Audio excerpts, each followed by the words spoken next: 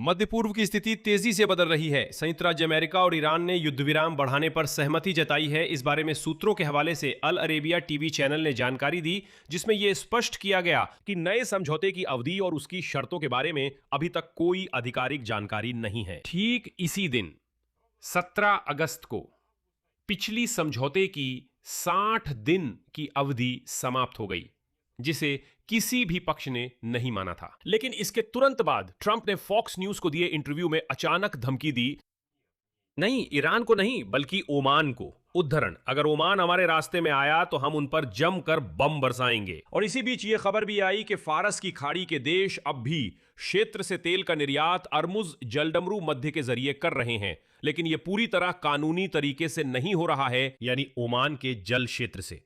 और Oman Iran के साथ अपनी अलग बातचीत करने की कोशिश कर रहा है, जिससे डोनाल्ड ट्रंप बहुत नाराज है और अब ट्रंप ओमान पर हमला करने की धमकी दे रहे हैं। इस एपिसोड में हम समझेंगे कि इन दोनों बयानों के पीछे क्या है और युद्ध विराम के विस्तार और ओमान को दी जा रही धमकियों के बारे में बात करेंगे। मेरा नाम अलेक्सेई पिची है, पेची। आइए मिलकर इस विषय को समझते हैं। लेकिन इससे पहले कि हम शुरू करें, मैं आपसे अनुरोध करता हूं, कृपया इस YouTube चैनल को सब्सक्राइब करें। हम 3 लाख सब्सक्राइबर के आंकड़े की ओर बढ़ रहे हैं, इसलिए आपकी हर एक सब्सक्रिप्शन के लिए मैं आभारी रहूंगा।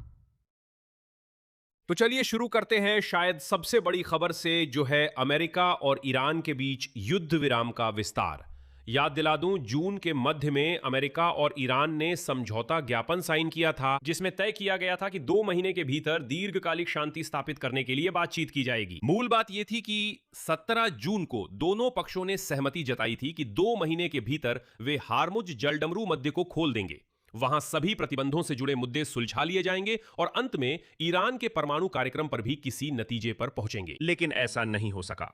यानी मैं याद दिला दूं, मुख्य मुद्दे थे ईरान का परमाणु कार्यक्रम, हार्मुज जलडमरू मध्य से जहाजरानी की शर्तें और तेहरान की यह मांग कि पश्चिम में उसकी संपत्तियों को अनफ्रीज किया जाए। लेकिन सोमवार को जब ये 60 दिनों की अवधि पूरी हो रही थी, ईरान के विदेश मंत्रालय के प्रतिनिधि इस्माइल बगाई ने बयान दिया, परमाणु समझौते पर बातचीत कभी शुरू ही नहीं हुई थी और खुद 60 दिनों की समय सीमा, असल में उसकी अब कोई प्रासंगिकता नहीं रह गई है। तो मतलब अल अरेबिया द्वारा जिस औपचारिक युद्ध विराम के विस्तार की खबर दी जा रही है, वो ऐसे माहौल में हो रहा है जब ईरानी पक्ष सार्वजनिक रूप से विस्तार के लिए खुद विषय के अस्तित्व से ही इनकार कर रहा है। और वैसे भी अब तो मैं खुद भी बिल्कुल नहीं समझ पा रहा हूं कि इस युद्ध विराम को आगे बढ़ाने या इसका प्रस्ताव देने का व्यावहारिक मतलब आखिर है क्या, अगर कोई भी युद्ध विराम वैसे भी काम नहीं कर रहा है। लेकिन उन्होंने 17 जून को युद्ध विराम पर हस्ताक्षर किए, और क्या, असल में तो वो था ही नहीं। और उस कागज पर हुए हस्ताक्षर बस शायद एक दिन ही टिके, और हो सकता है कि एक दिन बाद ही फिर से लड़ाई शुरू हो गई। हालांकि इसी बीच ट्रंप ने अचानक उस जानकारी की पुष्टि कर दी जिसके बारे में हम कल इसी YouTube चैनल पर आपसे बात कर रहे थे। अमेरिका फिर भी ईरान के इस्लामिक रिवॉल्यूशनरी गार्ड्स के नेताओं से सीधे बातचीत कर रहा है। आगे ट्रंप का उद्धरण, हमारे पास इस्लामिक रिवॉल्यूशनरी गार्ड्स कॉर्प्स के साथ एक अनौपचारिक संपर्क चैनल है। हम ईरान में IRGC के प्रतिनिधियों से सीधे बात कर रहे हैं। हालांकि खुद IRGC ट्रंप के बयान का खंडन कर रहा है, और संगठन के आज के बयान में कहा गया है कि ट्रंप के सीधे बातचीत के दावे, उद्धरण के अनुसार, भ्रम और युद्ध में हार के दुस्वप्नों से उपजी कल्पनाएं हैं। ठीक है, मान लेते हैं कि बातचीत हो भी रही है, तो भी यह साफ नहीं है कि वे आखिरकार किस दिशा में जाएंगी। और इसी बीच ट्रंप, जो ईरान के साथ युद्ध में असफल रहे, अब पड़ोसी ओमान को धमकाने लगे हैं। यहां संदर्भ बहुत महत्वपूर्ण है, जिसके बिना ट्रंप का बयान सिर्फ एक झुंझलाहट भरी प्रतिक्रिया की तरह लगता है, जिसके पीछे मानो कुछ भी ठोस नहीं है। ये बात ईरान और ओमान के बीच चल रही बातचीत और हॉर्मुज जलडमरू मध्य से गुजरने के नियमों के बारे में है। रॉयटर्स के अनुसार ट्रंप के बयान से कुछ ही दिन पहले ईरान और ओमान जलडमरू मध्य से जहाजरानी के नक्शे पर एक समझौते पर पहुंचे थे, और यह समझौता वास्तव में तेहरान को उन जहाजों पर नियंत्रण देता है जो फारस की खाड़ी की ओर जा रहे हैं, और बाहर निकलते समय उन्हें ओमान के जल क्षेत्र से गुजरना होगा। और ट्रंप इससे काफी नाराज हो गए, क्योंकि 12 अगस्त को खुद अमेरिकी राष्ट्रपति ने सार्वजनिक रूप से कहा था कि जलडमरू मध्य पूरी तरह से संयुक्त राज्य अमेरिका के नियंत्रण में है। और यहां 2 अलग अलग वास्तविकताओं का सीधा टकराव हो जाता है। ओमान और ईरान अपनी जहाजरानी की रूपरेखा के बारे में बात करते हैं और यह तय करते हैं कि आगे हॉर्मुज जलडमरू मध्य कैसे काम करेगा, और ट्रंप पूरी अमेरिकी नियंत्रण की बात करते हैं, और जो युद्ध के बाद उन्होंने वादा किया था कि उसे अमेरिकी क्षेत्र घोषित कर देंगे।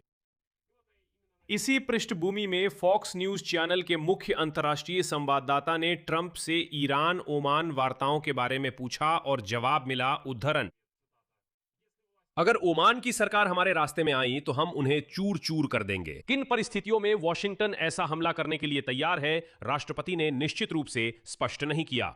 उसी बातचीत में उन्होंने कहा कि ईरान को आत्मसमर्पण का सफेद झंडा उठाना चाहिए, लेकिन यह भी जोर दिया कि वे खुद कोई समय सीमा तय नहीं कर रहे हैं और ना ही जल्दी में हैं।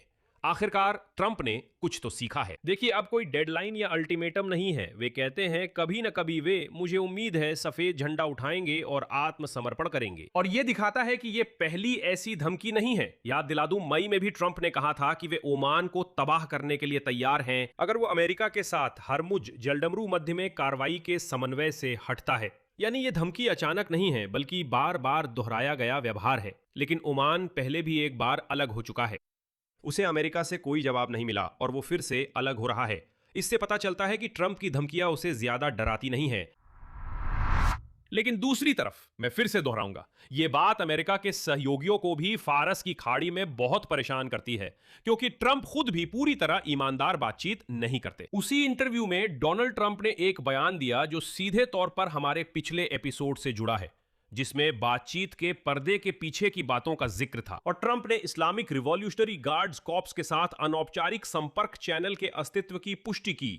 ट्रंप के अनुसार ईरानी पक्ष मजबूत स्थिति के साथ ब्लफ कर रहा है, जबकि वे खुद गंभीर स्थिति में हैं। लेकिन खुद IRGC ने इन बातों का सीधा खंडन किया। तो एक ही सवाल पर, क्या वॉशिंगटन और IRGC की कमान के बीच वास्तव में कोई संपर्क चैनल मौजूद है जो तेहरान में वास्तव में सभी फैसले लेता है? खुद प्रतिभागियों की ओर से सार्वजनिक रूप से दो परस्पर विरोधी बयान सामने आ रहे हैं और ईरानी पक्ष अमेरिकी राष्ट्रपति के लिए इतने ज्यादा अपमानजनक शब्दों में खंडन पेश करता है।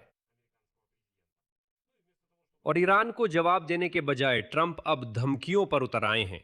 लेकिन अगर इस पूरी स्थिति को ठंडे दिमाग से देखा जाए तो साफ हो जाता है कि दोनों पक्ष यानी ईरान और अमेरिका इस विवाद को खींच रहे हैं, ना कि जल्दी समाधान की ओर बढ़ रहे हैं। और इसकी वजह यह है, वॉल स्ट्रीट जर्नल के अनुसार, जो कई अरब देशों की खुफिया एजेंसियों का हवाला देता है, ईरान असल में समझौते पर नहीं बल्कि अमेरिका और इजराइल के साथ टकराव में सैन्य तनाव बढ़ाने पर दांव लगा रहा है। वो जवाबी जासूसी ऑपरेशनों का विस्तार कर रहा है, मिसाइल और ड्रोन के उत्पादन को तेज कर रहा है और उन अरब देशों को धमका रहा है जहां अमेरिकी सैन्य ठिकाने हैं। और वो फारस की खाड़ी में इंटरनेट केबल्स को उड़ाने जैसी तोड़फोड़ और कुवैत व बहरीन जैसे देशों में शिया समुदायों के बीच हालात को अस्थिर करने की संभावना से भी इनकार नहीं करता। ये वैसा ही है जैसे रूसियों ने यूक्रेन पर हमला किया ये कहकर कि वे रूसी भाषी लोगों की रक्षा कर रहे हैं, वैसे ही ईरानी भी कहते हैं वहां भी शिया हैं, चलो उनकी रक्षा करें। इसके साथ ही तेहरान में यह अच्छी तरह समझा जाता है कि आर्थिक नुकसान खुद ट्रंप को भी हो रहा है। मध्य पूर्व के संघर्ष के कारण ईंधन की ऊंची कीमतें अमेरिका में मतदाताओं के समर्थन पर असर डालती हैं। यानी अगर संक्षेप में कहें, इस्लामी गणराज्य अमेरिका में आर्थिक तनाव भड़काने की कोशिश कर रही है और अमेरिका अपनी तरफ से इस्लामी गणराज्य में आर्थिक तनाव भड़काने की कोशिश कर रहा है। लेकिन ऐसी जंग, जैसा कि आप समझ सकते हैं, सालों तक चल सकती है। नतीजा, औपचारिक रूप से युद्ध विराम का विस्तार, जिसके बारे में आज अल अरेबिया लिख रहा है, उस समय हो रहा है जब खुद ईरान सार्वजनिक रूप से बातचीत के मुद्दे के अस्तित्व से इनकार कर रहा है। और ट्रंप धमकी दे रहे हैं कि वो तीसरे देश पर बमबारी करेंगे जो वास्तव में उनका सहयोगी था, दुश्मन नहीं, सिर्फ इसलिए कि वो ओरमुज जलडमरू मध्य में नौवहन को लेकर तेहरान के साथ अपनी बातचीत कर रहा है। साथ ही इस्लामिक रिवॉल्यूशनरी गार्ड्स कॉर्प्स सीधे तौर पर अमेरिकी राष्ट्रपति के गुप्त संपर्क चैनल के अस्तित्व के बारे में दिए गए बयान को कल्पना करार देता है। लेकिन जब आपसी विरोध इतने गहरे हों तो युद्ध विराम को बढ़ाने की बात खुद एक अस्थायी देरी जैसी लगती है, असफलता को सार्वजनिक रूप से स्वीकार करने में, ना कि स्थायी शांति की ओर कोई वास्तविक कदम।